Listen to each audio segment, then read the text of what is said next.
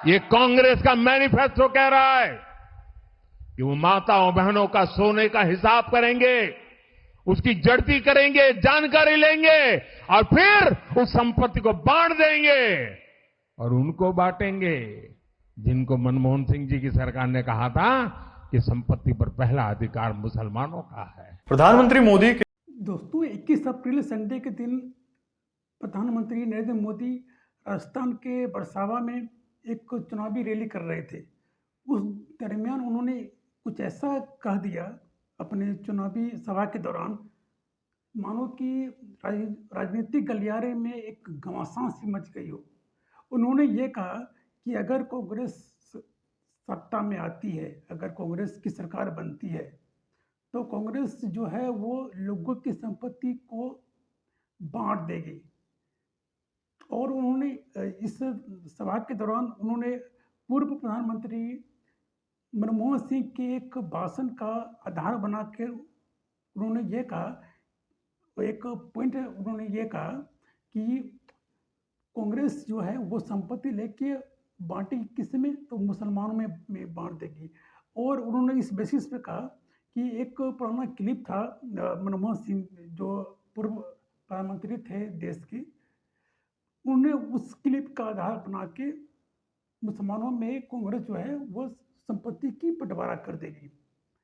अब ऐसा कहीं भी कांग्रेस के घोषणा पत्र में कहीं भी ऐसा मेंशन नहीं है किसी भी तरह के कि कोई भी संपत्ति का बंटवारा हो या संपत्ति का रीएलोकेशन, इस तरह का कोई भी घोषणा पत्र में कांग्रेस ने मेंशन नहीं किया है। अब मोदी जी ने ऐसा क्यों कहा, अब ये वही जाने।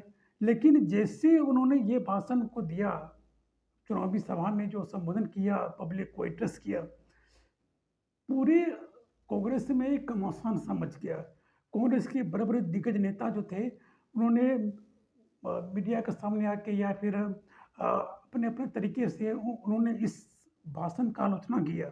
उन्होंने ये भी कहा कि मोदी जी जो है वो अब डर गए हैं। यानी कि पहली चुनाव जो हुई थी 19 अप्रैल को, जो पहली चुनाव हुई थी, उसमें उन्होंने ये कहा कांग्रेस के दिग्गज नेता कि इंडिया गठबंधन को बहुमत मिलती नजर आ रही है, जिस कारण से जो मोदी जी जो हैं वो बौखला गए हैं, गुस्से में आ गए हैं, इसलिए वो बेतुका बयान दे रहे हैं, जिस कारण से ये उन्हें इस तरफ इशारा कर रहा है कि वो डर चुके हैं, अब उनकी जो है कुर्सी हिलती नजर आ रही है।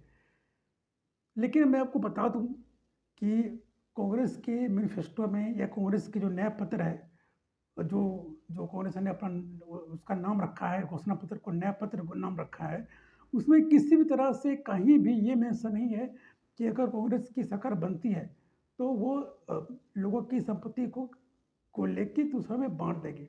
ऐसा कहीं भी उनके घोषणा पत्र में, उनके नए पत्र में ऐसा मेंशन नहीं है। हाँ, कुछ कुछ चीज़ें मेंशन है जो कि मैं आपको बता दूं, जो मैं आपको रिकॉल कर दूं कि कुछ एक तो उन्होंने ये कहा कि जो भी गरीब महिलाएं हैं, जो भी महिलाएं हैं, उनको साल में 1 लाख रुपये उनके बैंक अकाउंट में ट्रांसफ़र की जाएगी। जो जो युवा हैं, बेरोजगार हैं, उनको उनको अपॉर्चुनिटी दी जाएगी वो स्टार्टअप करने के लिए। जो भी 30 लाख वैकेंसियाँ खाली हैं गवर्नमेंट डिपार्टमेंट में, वो 30 लाख वैकेंसियाँ को फिलअप करेंगे। और अभी और एमएसपी पे वो एक नया कानून लाएंगे। इस तरह करके बहुत सारी ऐसी घोषणा पत्र हैं जो कि योजनाएं हैं जो कि कांग्रेस ने वादा किया है पब्लिक से, जनता से, कि उनकी सरकार अगर बनती है तो वे सारे वादे को पूरा करेंगे। अब कितने वादे पूरी होती है, कितने वादे पूरी नहीं होती है, ये तो अब भविष्य के घर में छिपा हुआ है। जो भी बाधाएं होती हैं वो पता है। जो भी सरकारें वादा करती है, जो राजनेता वादा करते हैं चुनाव से पहले, चुनाव के दरमियान, वो कुछ ही वादे पूरे हो पाते हैं, बाकी तो वादे सिर्फ जुमले रह जाते हैं। चाहे वो बीजेपी की हो, चाहे कांग्रेस की हो, चाहे वो आम आदमी पार्टी की हो, चाहे लोकल रीजनल पार्टी की मैनिफेस्टो हो, सारे जो है वो बड़ी बड़ी भाषण करते हैं, बड़ी बड़ी बातें करते हैं मैनिफेस्टो में लिखवा के। जब उनकी सरकार बनती है तो सिर्फ कुछ ही बातें पूरी होती है, अब बाकी तो सिर्फ घोषणा पत्र में ही दफन होकर रह जाती है। तो मुद्दे की बात ये है कि मोदी जी ने ये मृत्यु का बयान दिया है, जो कि उन्हें नहीं देना चाहिए था। झूठी अफ़वाहें नहीं फैलाना चाहिए थी। कांग्रेस ने ऐसा नहीं कहा, तो मोदी जी को ऐसा बात नहीं बोलना चाहिए था।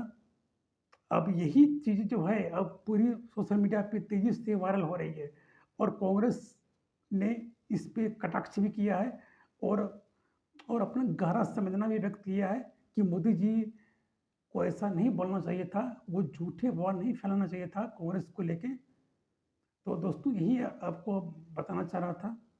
शुक्रिया, धन्यवाद।